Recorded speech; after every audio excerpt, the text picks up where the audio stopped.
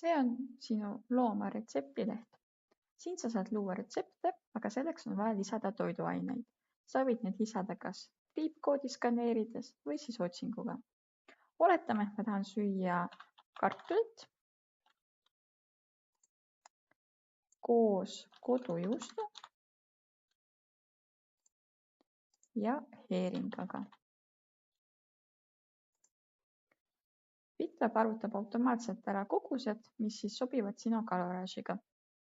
Kuid nagu näha, siin on natukene liiga vähe rasvu ja natuke liiga palju süsivesikuid.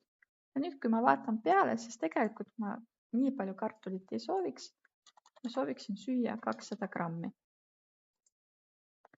Ja nüüd ma vaatan, et muutusid ka teised kogused ja rasvade osakaal on juba rohelises, kuid süsivesikuid võiks natuke rohkem olla.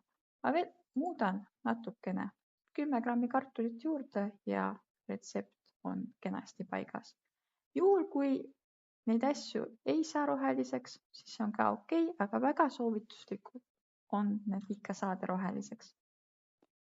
Ja nüüd on vaja anda retsepti nimi.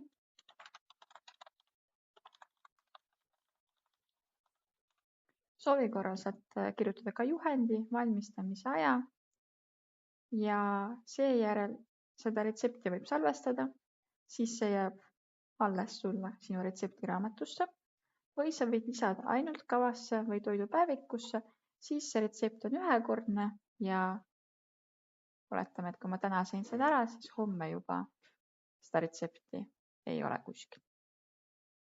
Head kasutamist!